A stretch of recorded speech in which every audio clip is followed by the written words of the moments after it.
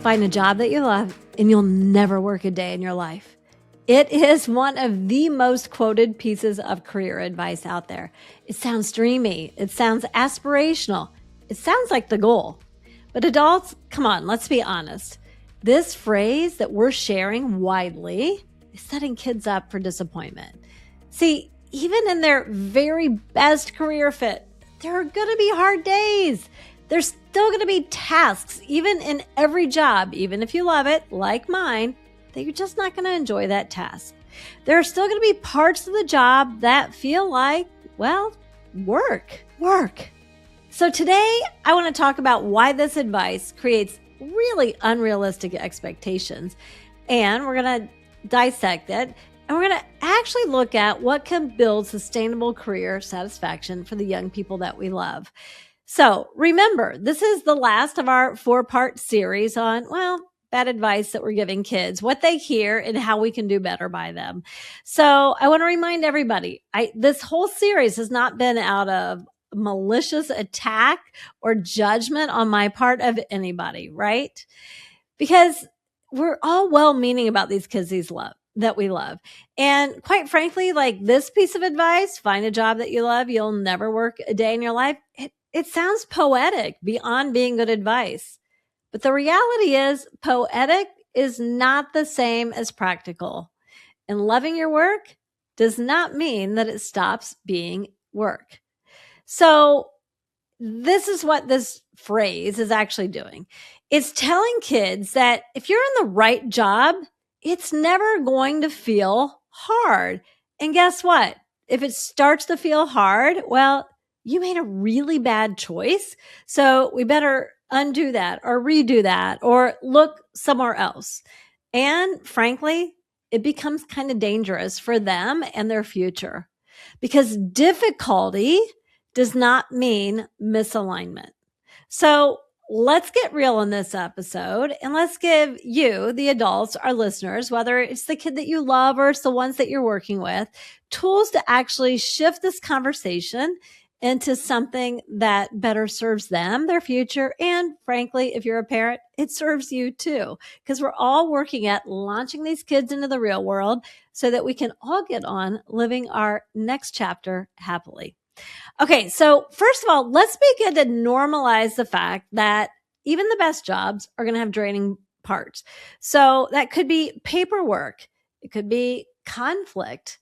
It might be looming deadlines. You know, what I know about personality is some people are going to like the administrative task or the paperwork. They're wired for it. Other people handle conflict beautifully.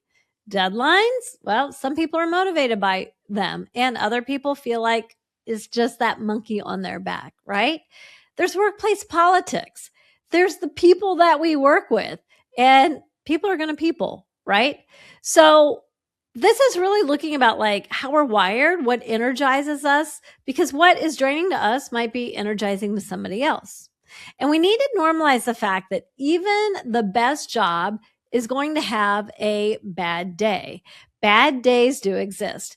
And even hard seasons. I mean, think of your accountant. This episode is dropping during tax season.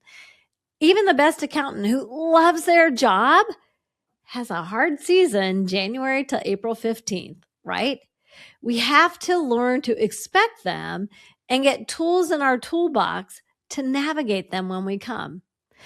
And the reality is that we bring our whole self to work, right? We don't just bring our professional self to work. We are a whole integrated person. If we have a bad day at work, we bring that home to our personal life.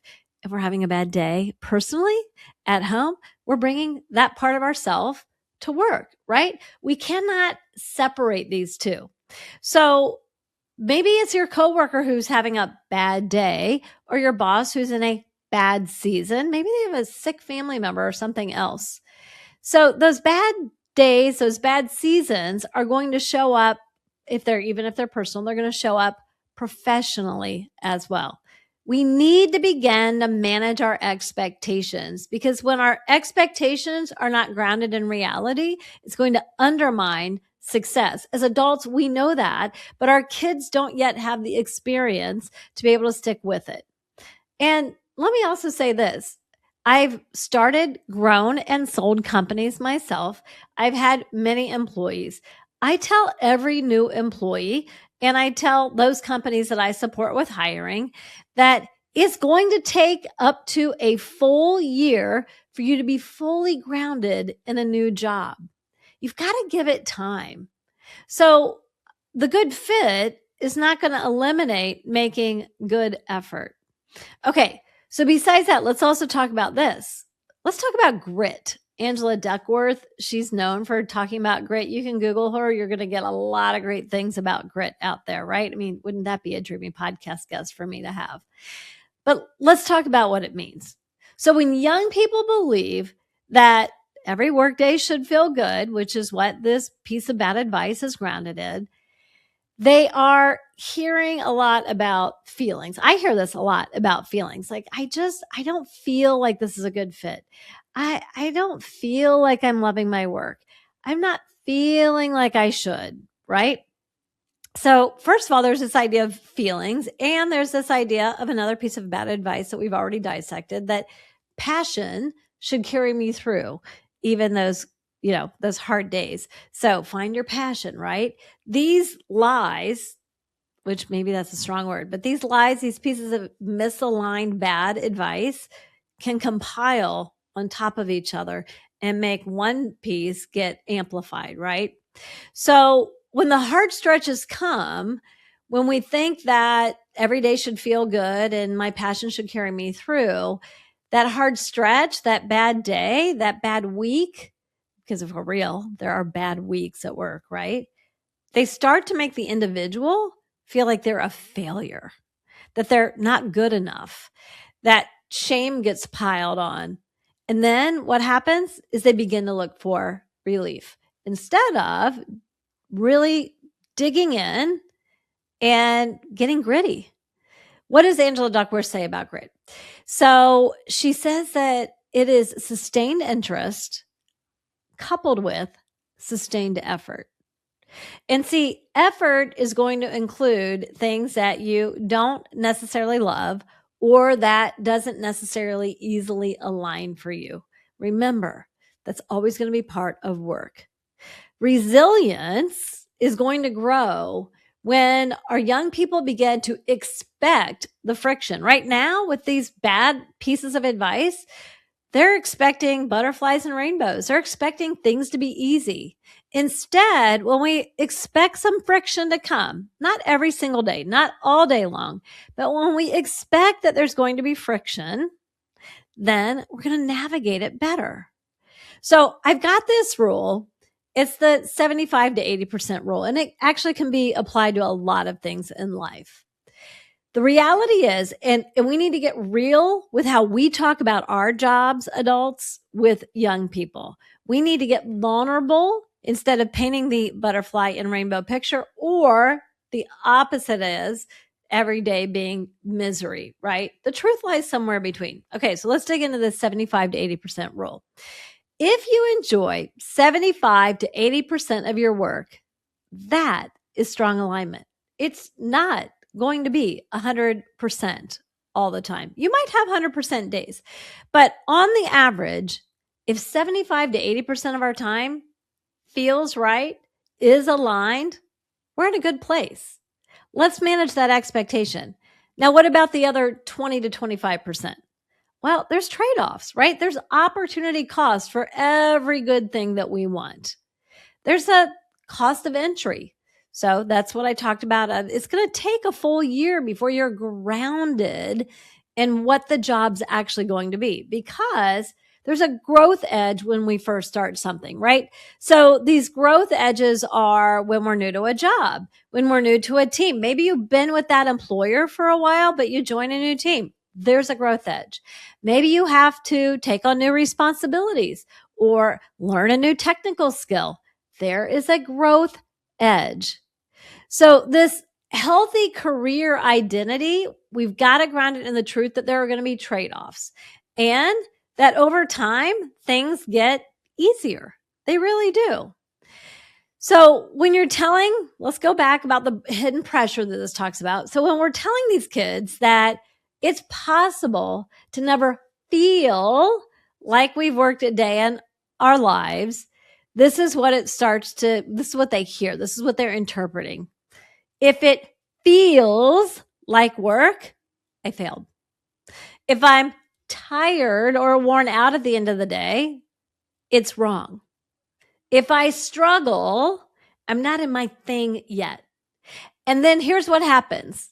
They interpret the reality of what's just hard and expected as, if this is true, then I need to hop to another job.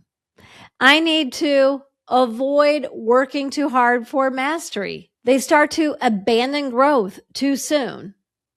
And when these things start to happen, when they shut down to look for comfort, or when they begin to job hop, or they become stalled out and they're floundering and falling behind where you and honestly they thought they would be, that's when I start to hear from you guys. That's when you guys start sending me emails and you show up in my DMs, or you meet me out in the wild at the grocery store.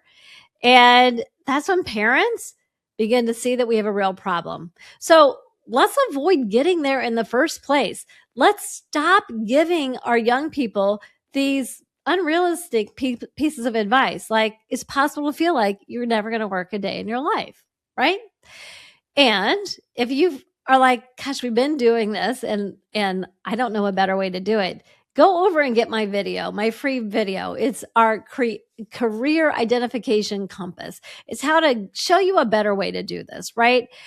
And you can find it at flourishcoachingco.com/video, right? Easy to get. It will help you do a better way and find a better way to support your young person so that things are no longer feeling catastrophic. Okay, so aside from what you'll get in the video, let's talk about a better reframe instead of this, it's possible to feel like you've never worked a day in your life. Instead, maybe our conversations can start to include things like this. If you can find work that is meaningful enough to stay committed to, even when things get hard, you're on the right path, right? Or let's find work that energizes you more than it drains you. There's that 75 to 80%, right? More than. Maybe you just haven't found it yet, but it's out there.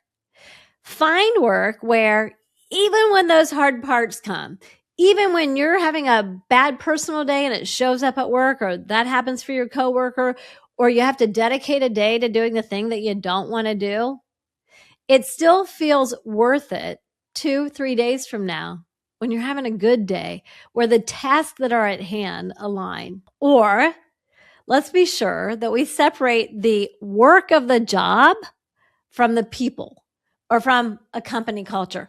I don't rule out the fact that sometimes people need to move on. Sometimes they are working for a bad boss. But this idea of rooting in feelings that things should never feel bad, what I'm finding is kids jump too soon instead of sticking with it for, I would suggest, a year. Okay. I heard from a mom recently. Her kid landed an apprenticeship and within 3 days, he quit. And I said, 3 days? How do you even know? Right?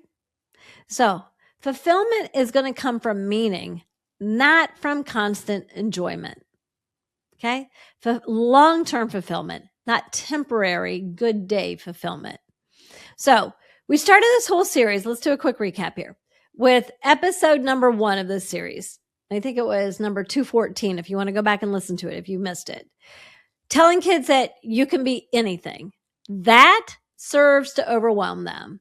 The next one that we unpacked was follow your passion. That creates undue pressure. And then last week, we talked about your job hasn't even been invented yet. And what that allows for is stalled movement and momentum for them and ultimately for you. And then this last piece that we're ending with is you can feel like you'll never work a day in your life, which creates unrealistic expectations. These phrases, when we first say them as adults, feel inspiring, but they are undermining the young people that we love the most. So I already gave you the questions that you can reframe. things that we should be talking about at home. And we need to be mindful adults of how we're talking about our own work and the advice that we're giving. So if you've noticed that the common advice or the way that you're trying to go at this launch of your young person in the future is not helping your family move forward, go over there and get the career identification compass video. It's at flourishcoachingco.com/video. It is going to give you practical, grounded, not hype advice and a structured path that will create calm. Because when we work together to solve this, this is why I believe in community, everybody's going to do better. But the bottom line is work will always require effort. The goal is finding that the effort is worth it and it's meaningful. Okay, we'll be back next episode, back to having a guest. But I told you guys I'm going to show up solo more this year. And I want to hear what you think about it. Send me your emails, drop into my DMs. I love the work that we're doing together.